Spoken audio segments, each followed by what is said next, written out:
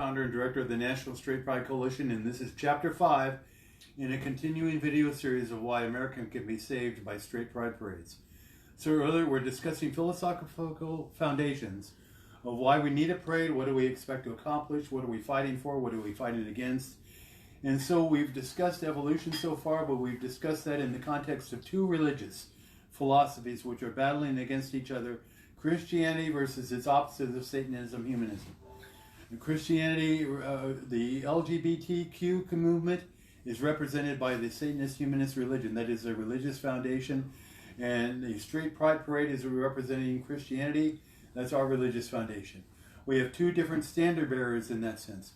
We have Christ as the standard bearer for Christianity and straight pride parades. And the standard bearer for the LGBTQ community is the Marquis de Sade.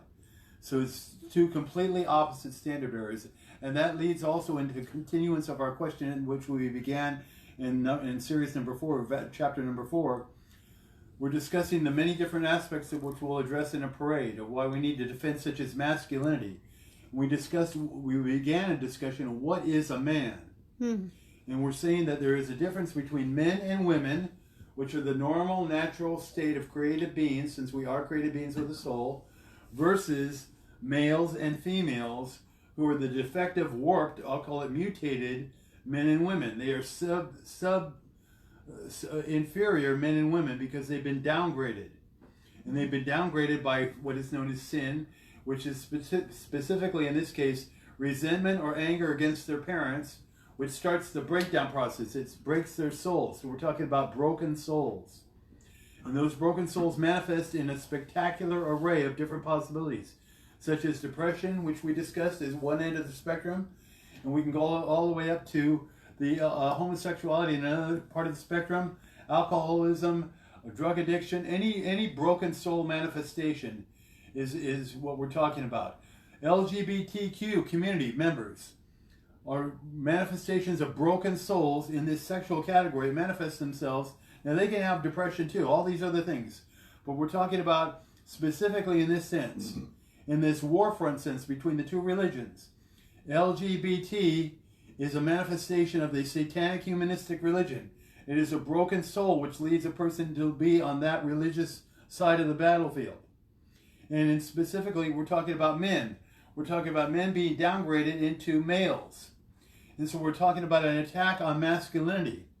And we're talking about, in the Straight Pride Parade, is meant to celebrate what it means to be a real man. What does it mean to be a man? Versus what does it mean to be a male? Two very distinct ramifications. And as I said in the last chapter, because you show up in a particular gender with appropriate body parts for that gender, that doesn't mean that you're a man or a woman. A man or a woman is it's a spiritual condition beyond a physical condition. Mm-hmm. So you can have a man they have all the body parts, and they can still be a jerk. They can be a male. So you don't know the difference, but it's a spiritual quality manifesting itself out. And so what I'm leading to is there can never be any such thing as an LGBTQ man. It's impossible, because only males will be homosexuals. It's impossible to be a homosexual man. Why is that? Because homosexuality is a broken soul condition. It is a polarity like two magnets normally they would repel each other, north and north or south and south. But if you had the physical possibility of taking these two same magnets and doing what they shouldn't do, instead of naturally repelling, they somehow attract. It's a magnetic polarity change of the soul, where essentially you're looking at broken souls. When we have so-called pride parades, we're looking at broken souls, a mass number of broken souls. And in this sense, these broken souls are, let's use a modern TV version. We have the Walking Dead and the so-called vampires who are dead. Well, when they come back and bite a person, they can change them to the undead. Mm-hmm. And so what we're leading to is part of a whole spectrum of things we'll investigate. That is called social engineering. We have fantastic pressures to accept everything that's LGBTQ as normal, natural, healthy, and sane, which is the motto of our organization, when it is in fact the opposite. It is not normal, natural, healthy, or sane for a man to be attracted sexually to a man. What I'm saying is that there's some aberrant change in their soul. They are a broken soul in order to experience that. And so that broken soul is, as with the Walking Dead, they're not satisfied with just being that way. And we're talking about a whole war. Remember, we're talking about a war movement between two opposing war factions. There's no status such as I'm standing in front of a table now, and there's no such thing as evil on one side and good on the other side, where they shake hands and say, okay, evil, you're going to be on your side of the table, and we know you won't advance to this side, and we'll let you stay over there. We won't advance to your side. The good. Evil inherently is at war with good. And it must, by its very nature, just like scorpions sting by nature. They do what their natural inbred inclination is to sting. And so the natural inclination of evil is it must attack good, just by breathing. Every day when it gets up, it can't do anything but attack good. And so it must destroy what's good. So I'm leading back to masculinity. There is a broad range social engineering attack on men from the earliest ages. And it manifests in countless manifestations in our culture, such as in advertising, though, a few years ago. You could consider it was a joke, but there was an advertising by a hamburger firm. And they were saying, I think it was Wendy's or whatever, they were having a guy who was looking in the freezer case. And he looked at this, I think it was, or even an avocado. He had an avocado. He didn't know what to do with it. He tried to throw it in a blender without the whole avocado. Because the idea that they were presenting, and the theme of the commercial was that without us, some guys would starve.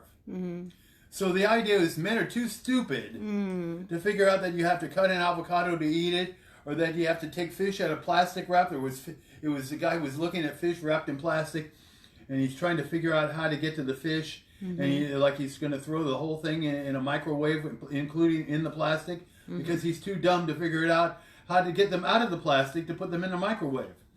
So it was a whole concept of men are stupid. And you see this throughout society. In earlier years, 40, 30 years ago, we had father knows best. Right. We had where the father was the leader of the family, the natural leader.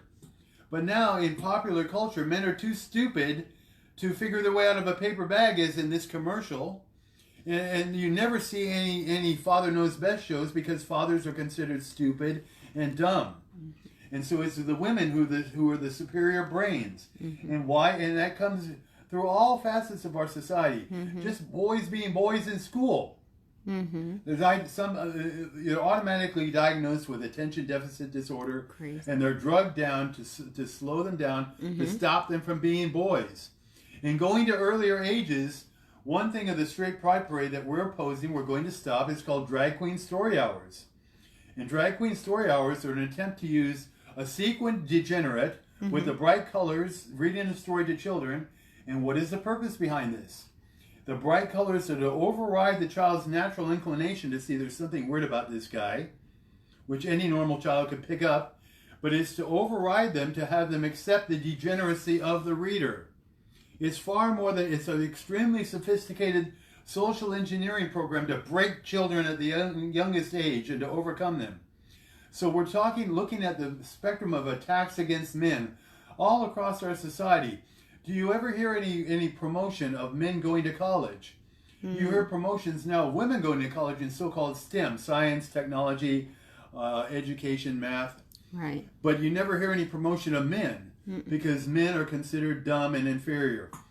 So what I'm leading to is we're defending masculinity. It's okay to be a man. There's nothing wrong with being a man. There's no such thing as toxic masculinity.